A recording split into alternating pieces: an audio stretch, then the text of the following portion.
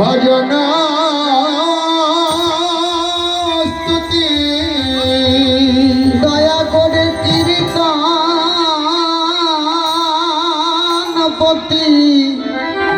এই দাসে এর প্রতি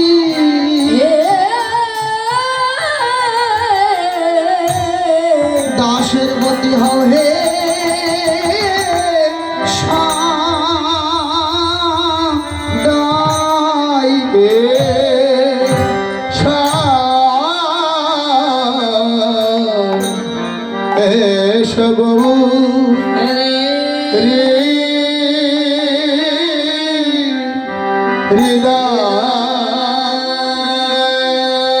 প্রাণ গৌড় হে আজ তুমি আসিলে আনন্দ হবে তোমার ভক্তের নিরানন্দ দূরে যাবে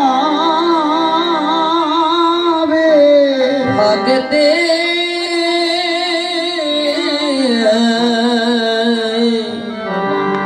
ভগতের নিরানন্দ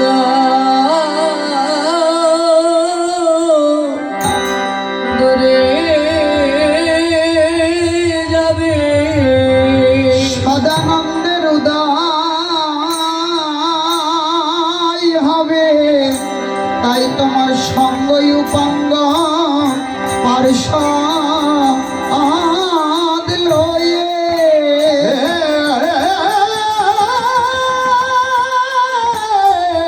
পার্ষদ লয়ে হও হে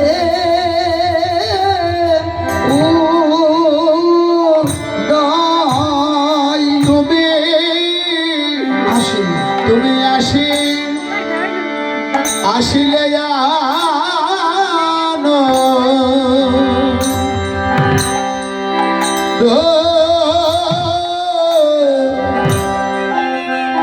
হবে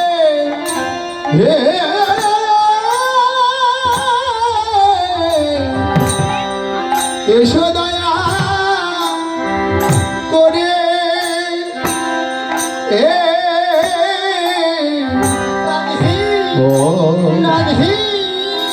এসো দয়া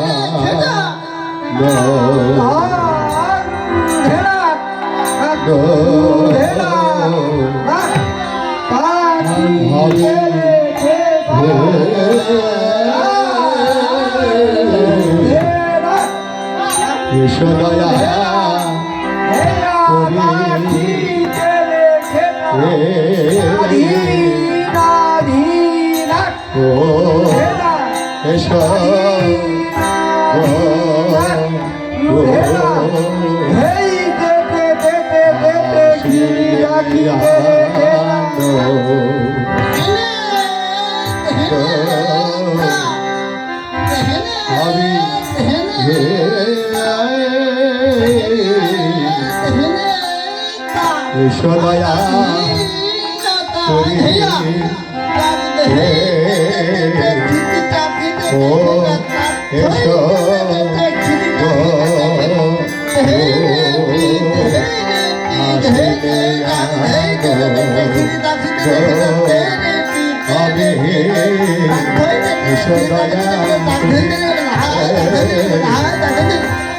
আসিলে আনন্দ হবে এসো দয়া করে এসো গো হৃদয় দয়া করে এসো গো হৃদয় মন্দিরে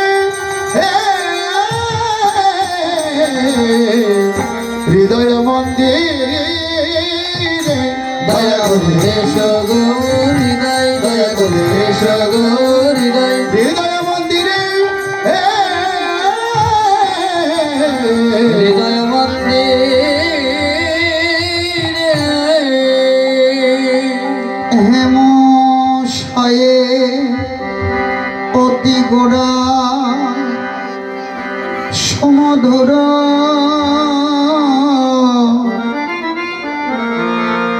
হাস ধরা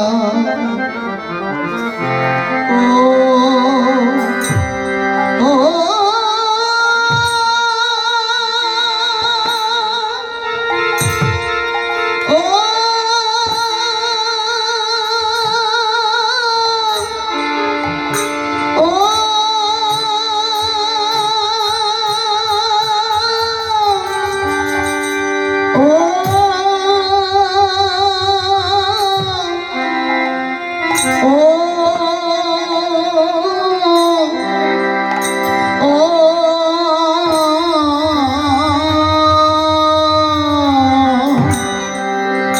জগজনা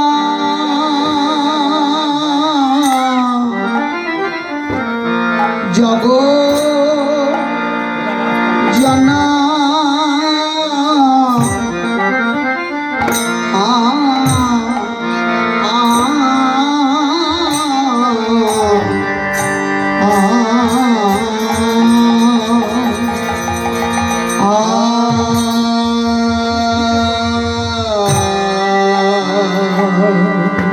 ওরে নয়া নেয়া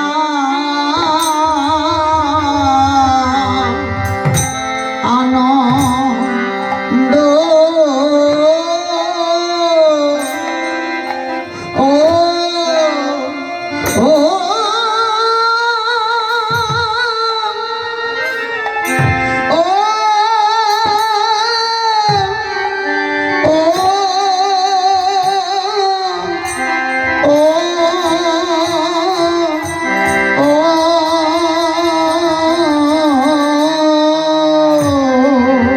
ওরে জগজনা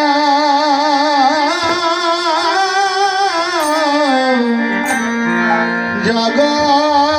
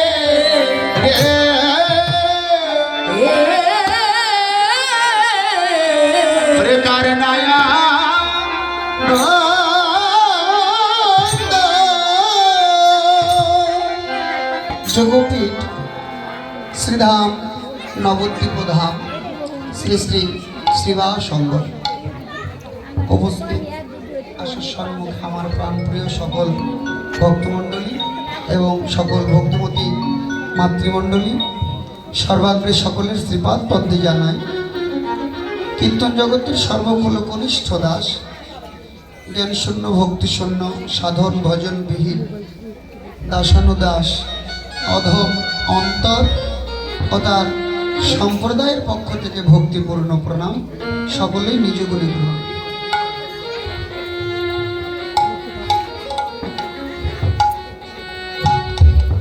শ্রীমন গৌর সুন্দরের অশেষ বিশেষ কৃপা করুণায় আজকে আমাদের এই দেওরা গ্রামে পরম সৌভাগ্য লাভ হয়েছেন তা গৌর গোবিন্দের অপ্রাকৃত অষ্টকালীন নিত্যলীলা স্বরূপ। ঘর মাত্র 4টা, এই অল্প কয়েক ঘরে দেখুন ভগবানের কি বিশেষ কৃপা। কত বড় বড় গ্রামে 150 ঘর 200 ঘর 300 ঘর লোকের বসত আছে, কিন্তু কেউ যজ্ঞ করতে সাহস পায় না। আর এখানে 4 ঘরে তারা এই এত সুন্দর মহৎ যজ্ঞের আয়োজন করেছে। তাহলে এই যজ্ঞেশ্বরকে স্বয়ং শ্রীমান গৌর হরি। তো যেই যজ্ঞেশ্বর গৌর হরি হয় সেই যজ্ঞ নিয়ে কোনো চিন্তা করতে হয় না, কারণ এই যজ্ঞেশ্বর স্বয়ং গৌর সুন্দর। তো এই যজ্ঞ কি করে পার হবে তার দায়িত্ব কিন্তু গৌর হরি নিজের কাঁধের উপরে। এনাদের উপরে ভগবানের বিশেষ কৃপা আছে, তাই তারা এই গ্রামে মধুর বৃন্দাবন সাজাতে পেরেছে। শাস্ত্রে বলছেন বছরেও যদি একবার গ্রামে সাধুগুরুর চরণ ধুলি পড়ে, যে ঘরে সাধুগুরুর যে ভিটেতে সাধুগুরুর চরণ ধুলি পড়ে, একটু ঠাকুরকে সোয়ে খোল করতে হলে সোয়ে, তারপরে যে জায়গায় চরণ ধুলি পড়ে সেই গ্রামও ধন্য হয়, সেই ভিটেগুলোরও ধন্য হয়।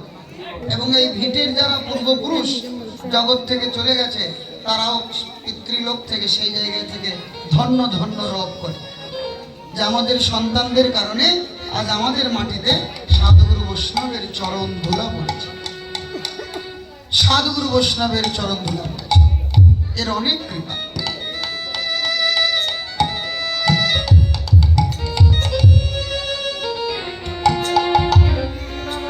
হরি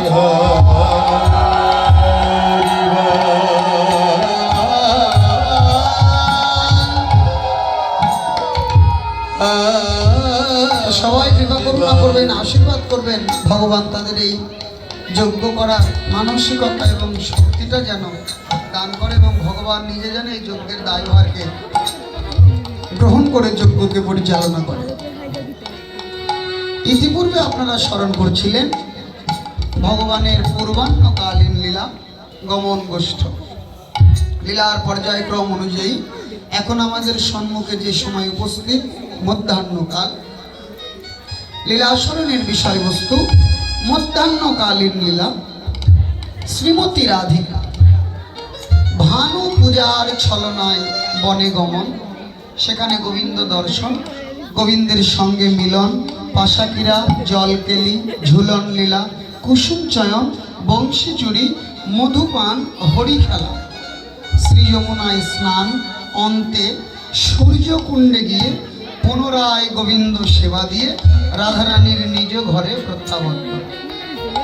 লীলাস্মরণের সময় সূচিকাল বিশুদ্ধ গৌর গোবিন্দের লীলামৃত গুটিকা অনুযায়ী 12 দণ্ডকাল, আর আমাদের আধুনিক সময় অনুযায়ী 4 ঘন্টা 48 মিনিট। লীলা আস্বাদনকারী স্বয়ং সচিনন্দন গৌরহরি নিজেই, আর লীলা স্মরণ করবেন আপনাদের মতো এই জগতের যত বিশুদ্ধ গৌর অনুরাগী গৌর ভক্তমণ্ডল। কেন? ঠাকুর মহাশয় প্রেম ভক্তি চন্দ্রিকাতে বলেছেন জীবের সাধন স্মরণ লীলা। জীবের সাধন কি না? জীবের সাধনাই হচ্ছে ভগবানের লীলা স্মরণ। আর এই লীলা শ্রবণেই ভজন, স্মরণেই ভজন, ভাবনাতেই জীবের একমাত্র ভজন। ভাবিতে ভাবিতে যেদিন লীলার দয়া হবে, ব্রজে রাধা কৃষ্ণ সেবা অবশ্যই পাইবে। যার ভাবনা যত প্রকট, গোবিন্দ তার তত নিকট। তো সকলেই আমার দোষ ত্রুটি অপরাধ ক্ষমা সুন্দর দৃষ্টিতে দেখবেন এবং আপনাদের চরণ পদ্মে অধমকে একটু আশ্রয় দান করবেন।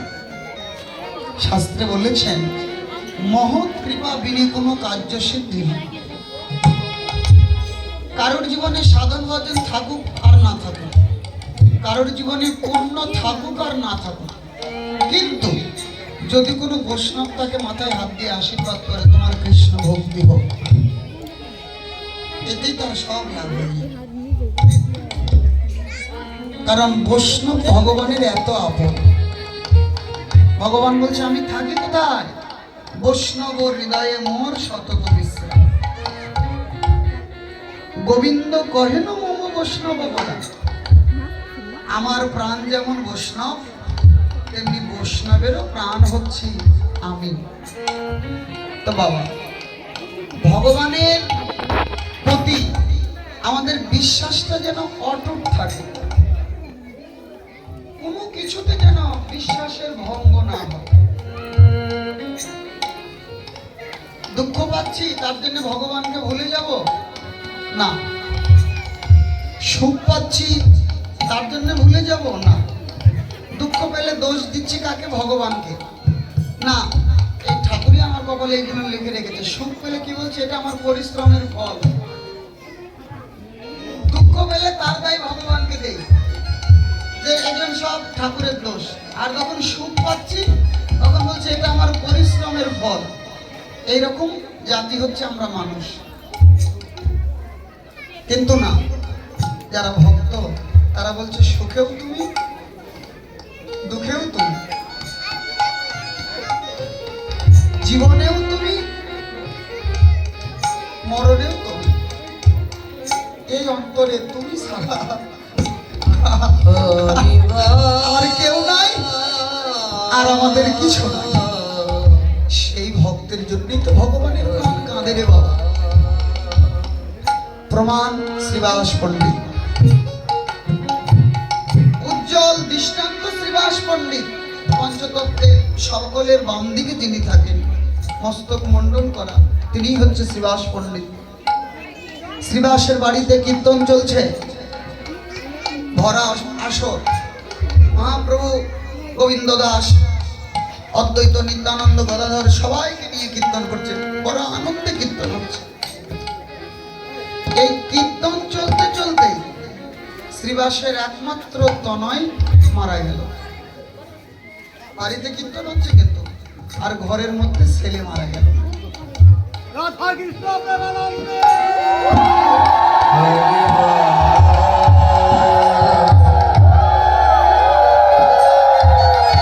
পুত্র মারা গেছে। পুত্র বিয়োগে মা মালিনী দেবী, শ্রীবাস পণ্ডিতের স্ত্রীর নাম হচ্ছে মালিনী। মালিনী হাউ মাউ করে কাঁদছে, বাড়ির দাস দাসীরা কাঁদছে, আত্মীয় স্বজনেরা কাঁদছে।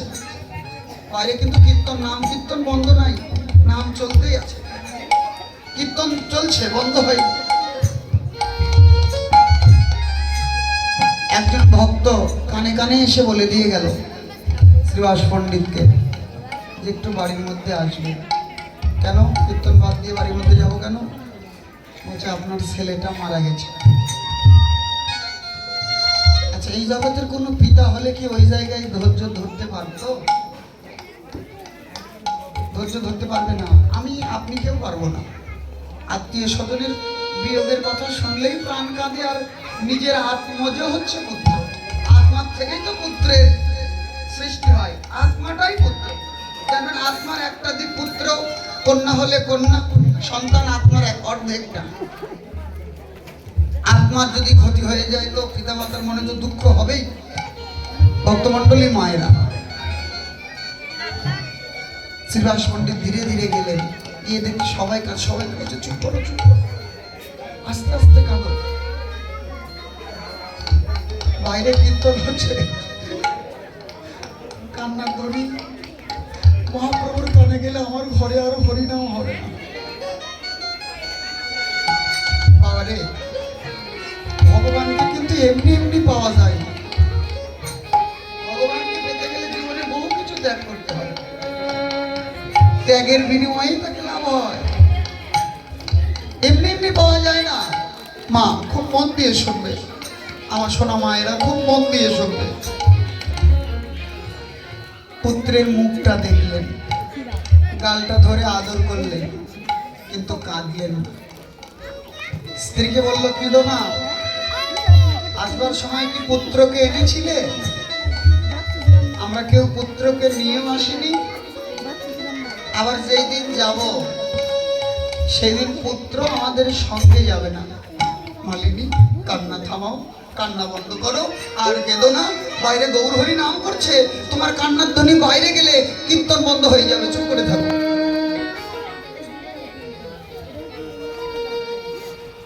মায়ের প্রাণ কি ধৈর্য মানে?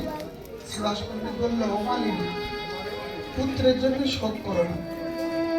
তোমার পুত্রের কান্নার কারণে, এই পুত্র শোকে কান্নার কারণে যদি আমার বাড়ির থেকে ভক্তবৃন্দ চলে যায়, আমি গঙ্গায় ঝাঁপ দিয়ে আত্মহত্যা করব, তখন তোমার প্রতি বিয়োগেও কাঁদতে হবে।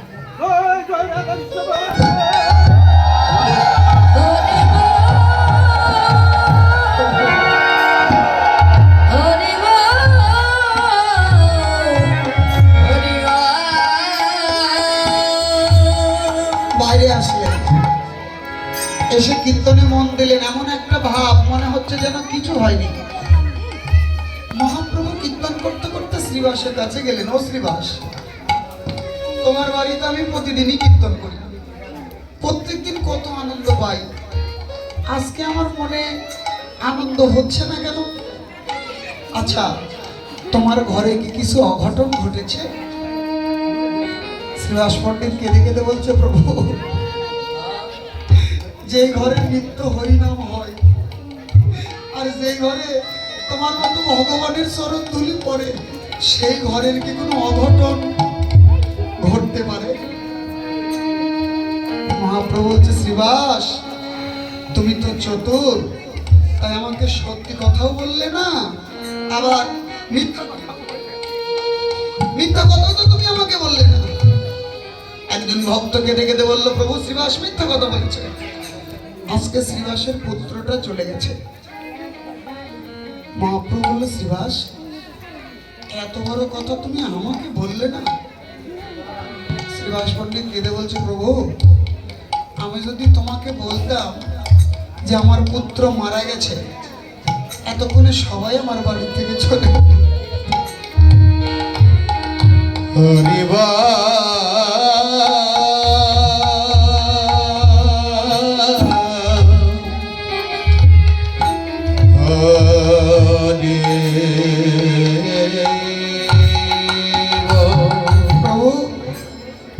এতক্ষণে সবাই আমার বাড়ির থেকে চলে যেত। গৌরহরি, যে পুত্র চলে গেছে তার জন্য আমার বিন্দু পরিমাণ শোক নাই। আমি পুত্রকে ছাড়া থাকতে পারবো, কিন্তু তোমাকে ছাড়া আর তোমার ভক্ত সঙ্গ ছাড়া আমি একদিনও ভালো থাকতে পারবো না।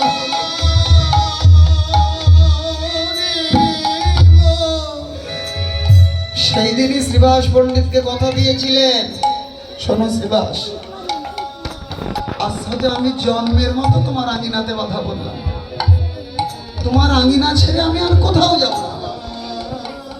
এই কারণে প্রভুর যত লীলা, তার বেশিরভাগ এই শ্রীবাস অঙ্গনে।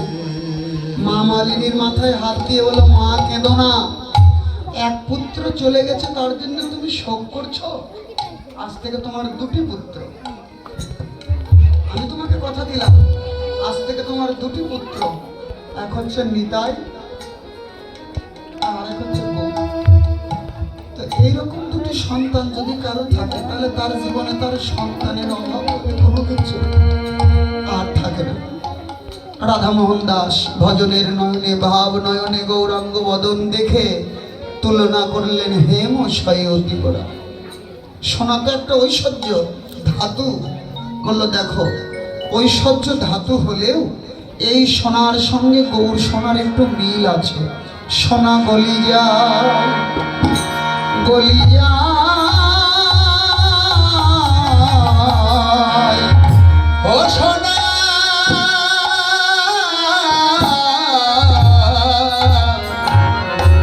সোনা গলি যায়,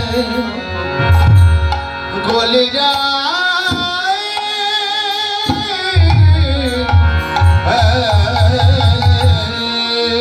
ওরে সোনায়া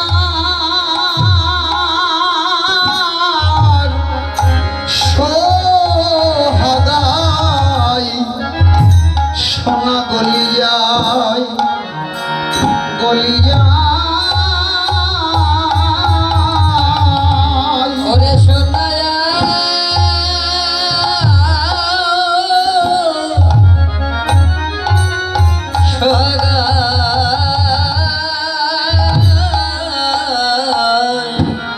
প্রেম সেবা। সোনা গলি যা গলি যায় সোনায়ার সোহাগায়, অনল তব লাগলে গায়, সোনায়ার সোহাগায়, ও হে ও হে ও হে ও হে, সোনা গলি যায় গলি যায়।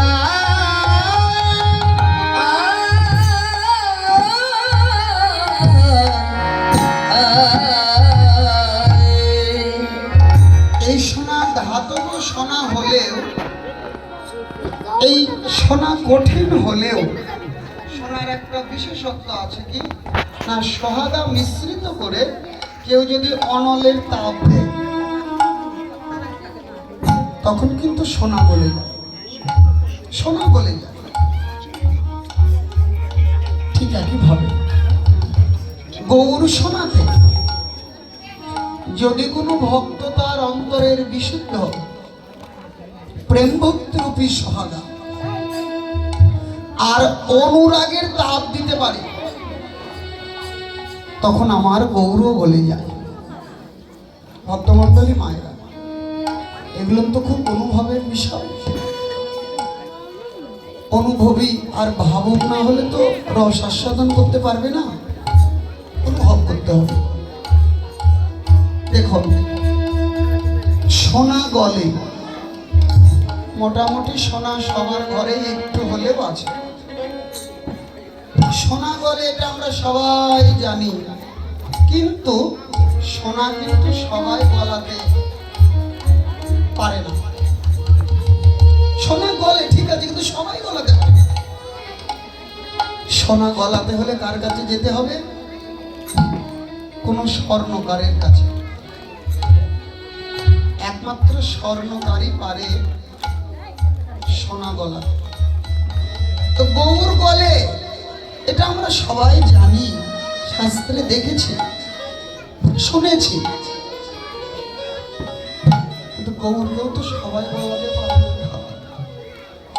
গৌর গলাতে পারে কি একমাত্র গৌর ভক্তের কাছে। গৌর গলে কিসের কাছে? গৌর গলে ভক্তের অন্তরের বিশুদ্ধ প্রেমের কাছে। পুরুষত্ব মহাধন, প্রেম প্রয়োজন। প্রেম না দিলে গৌরকে গলানো যাবে না। গৌর যখনই শুনতে পায় হরি নামের ধ্বনি, হরে কৃষ্ণ হরি বল, যে মুখে হরে কৃষ্ণ বলে, যে মুখে হরি বলে, গৌর তখনই তার কাছে গলে যায়। তো গৌরকে যদি কেউ গলাতে চায়, প্রেম ভক্তিটা যেন অন্তরে থাকে।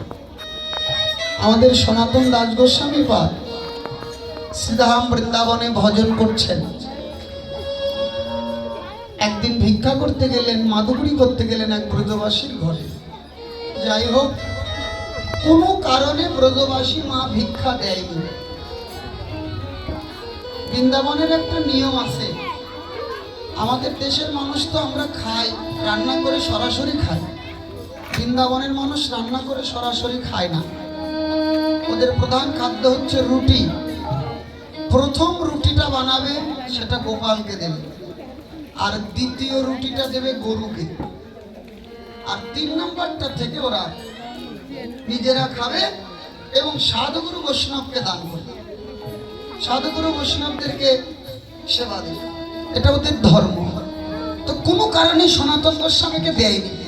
আর ওনার ঘরেই মদন মোহন আছে, গোবিন্দ ভগবানের বিগ্রহ আছে ওনার ঘরে। তো ওনাকে বলেছিল, শোনো মা, আমি ততদিনই তোমার বাড়িতে থাকবো যতদিন তুমি বৈষ্ণব সেবা করবে, আর যেই দিন তুমি বৈষ্ণব অপরাধ করবে আমি সেই দিন তোমার বাড়ি থেকে চলে যাব। বাবা, যেই বাড়িতে বৈষ্ণব অপরাধ হয় সেই বাড়িতে কিন্তু ভগবান থাকে না। যে বাড়িতে ভক্তের নিন্দা হয় সেই বাড়িতে ভগবান থাকে না। যেই বাড়িতে ভক্তের সেবা হয় না সেই বাড়িতে ভগবান থাকে না। এই হাত দিয়ে যতদূর পারবেন সাধুগুরু বৈষ্ণবের সেবা করার চেষ্টা করবেন, দেখবেন জীবন ধন্য হয়ে যাবে। মায়েদের প্রতি বিশেষ অনুরোধ থাকবে আমার, ওর কাছে নিয়ে আয়, আমি তোর সাথে থাকবো। ভগবান স্বপ্নে দেখাচ্ছে যে তুই আমাকে নিয়ে আয়, আমি তোর সাথে থাকবো।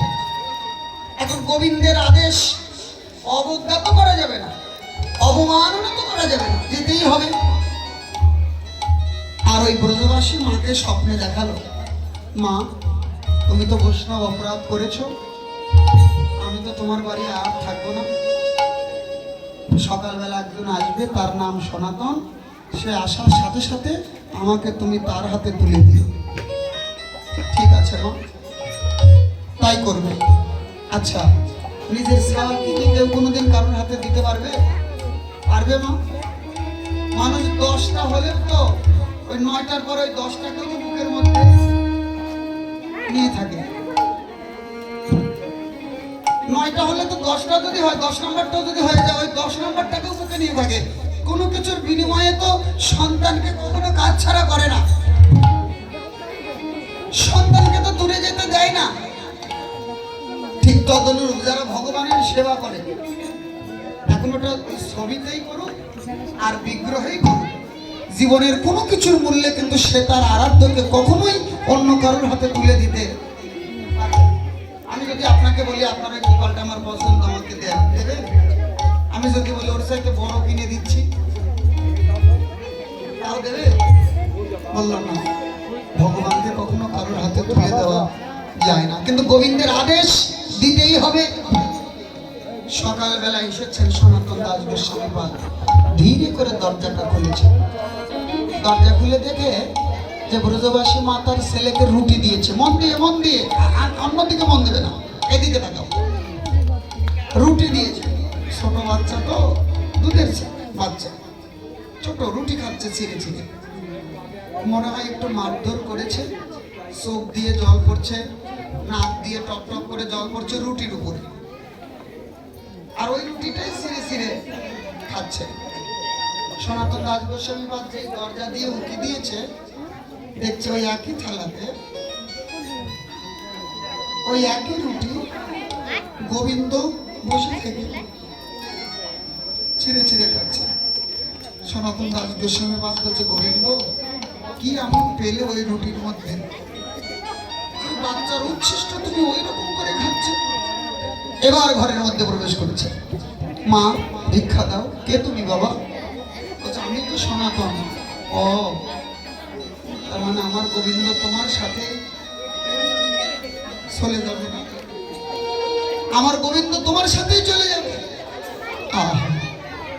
বললো, মা কালকে তো ভিক্ষা দিলে না, আজকে কি একটু পাবো? কি ভিক্ষা নেবে বাবা? বলে, আমি অন্য কোনো ভিক্ষা চাই না, ওই যে তোমার ছেলে যে রুটি খাচ্ছে ওখান থেকে একটু রুটি তুমি আমার হাতে দাও। বলে, তা কি হয় বাবা? এটা আমার ছেলের উচ্ছিষ্ট। বললো, মা তোমার ওই ছেলের উচ্ছিষ্টের মধ্যে যা আছে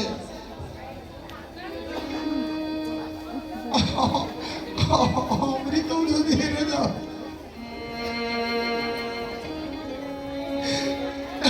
হরিবা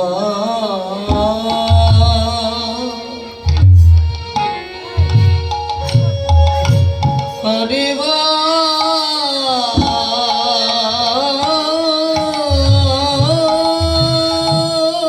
অমৃত যদি আমাকে এনে দাও, তোমার ওই ছেলের উচ্ছিষ্টের সমান অপমান কিচ্ছু হবে না। ছেলের প্রসাদ দিলেন, গোবিন্দ দিতে চাইছে না, গোবিন্দকে হাতে তুলে দিলেন। সনাতন দাস গোস্বামী পাদ বললেন, গোবিন্দ আমার সাথে গিয়ে তুমি কি করবে? আমার ঘরে চাল নাই, চুলা নাই, খাদ্য নাই, কিচ্ছু নাই, আর তোমার ননি মাখন খাওয়া মুখ। যার ভালো মন্দ খেয়ে ভালো খেয়ে অভ্যাস, খারাপ কিন্তু তার মুখে সহজে স্বাদ লাগে না। তোমার ননি মাখন খাওয়া মুখ, আমার ঘরে গেলে কি তুমি ওসব খেতে পারবে? গোবিন্দ বলছে, আমার খাবারের দরকার নাই তো, আমার তো শুধু ভক্তের দরকার। ভক্ত ছাড়া যে আমি ভালো থাকতে পারি না। ঘরে আনলেন, কি সেবা দেয় গোবিন্দকে? সারাদিনে একবার তুলিয়া বনের শাক অলবনে করে পাক। বনের থেকে শাক পাতা তুলে এনে লবণ ছাড়া সিদ্ধ করে গোবিন্দায় নম বলে নিবেদন করে। একদিন গোবিন্দ বলেই ফেললেন, সনাতন একটু লবণ তো অন্তত দিন। সনাতনের রাগ হয়ে গেল। আগেই বলেছিলাম যে আমার ঘরে গেলে তুমি থাকতে পারবে না।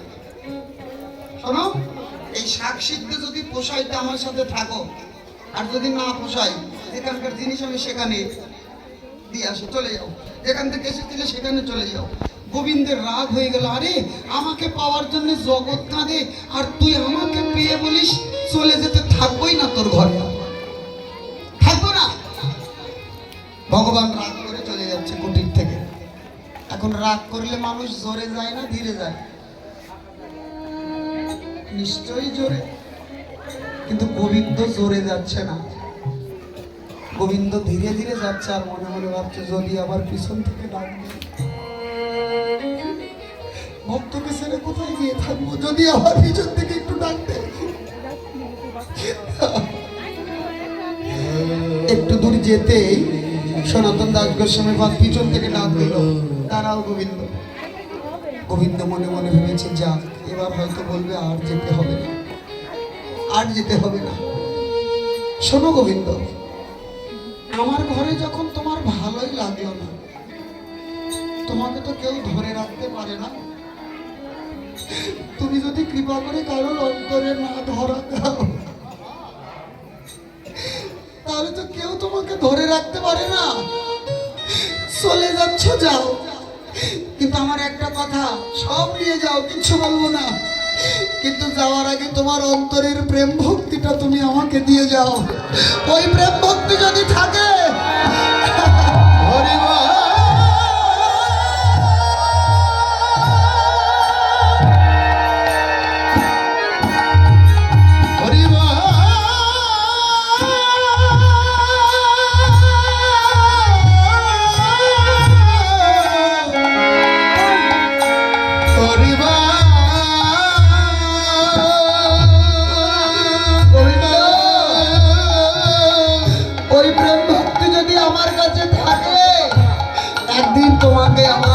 আসতেই হবে।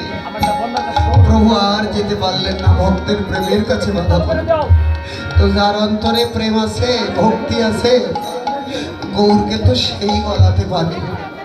আর যারা গৌরকে বুকে নেই তারা দিনের অধীন, অধীন কাঙাল, কাঙাল হয় রে তারা।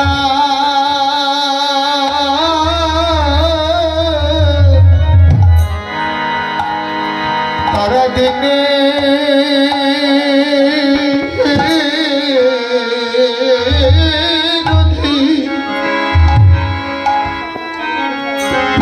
দিনের অধীন কাঙাল,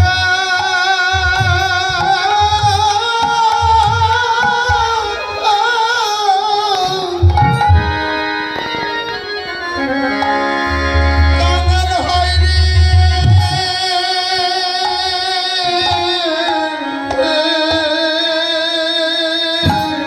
তারা।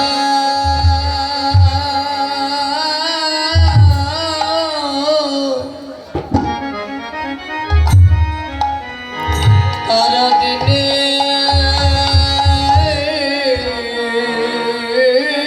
নদী অধীন কাঙাল,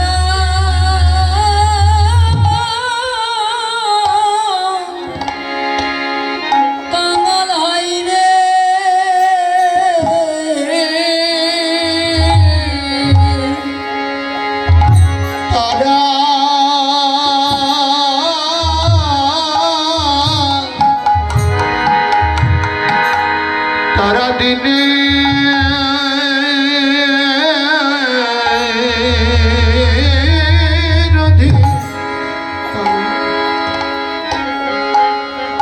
দিনের অধীন কাঙা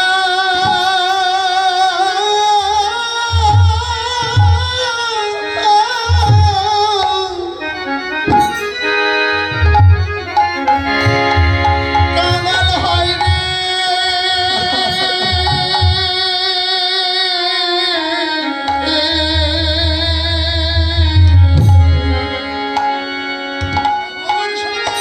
যারা গৌর সোনা যারা গৌর সোনা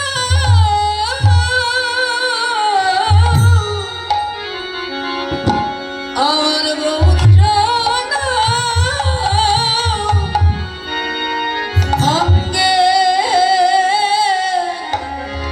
অঙ্গে পরে তারা তারা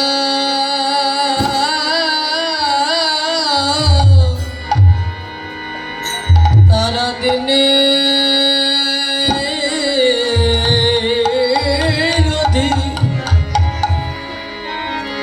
অধীন কাঙা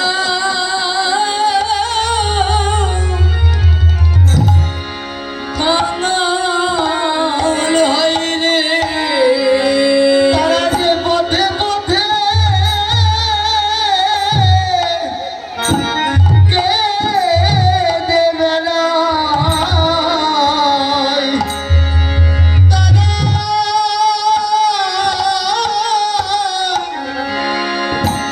তারা পথে পথে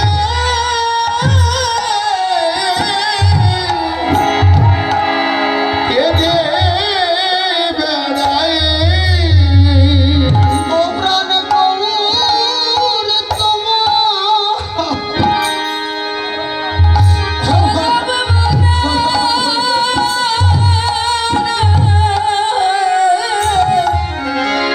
পথে পথে প্রাণ গৌর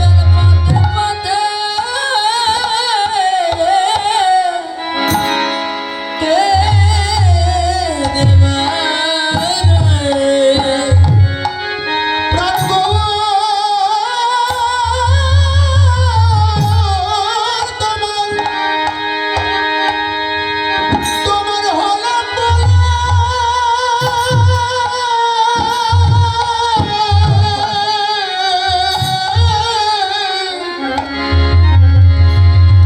তারা পথে পথে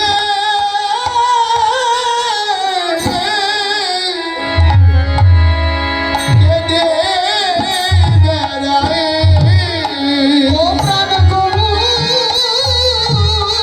তোমার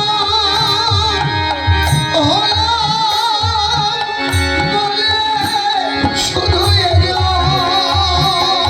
না জনমের মতো গৌর তোমার হলাম বলে ও তোমার হলাম বলে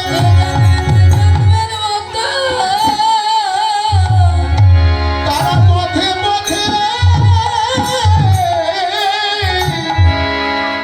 কেঁদে বেড়ায়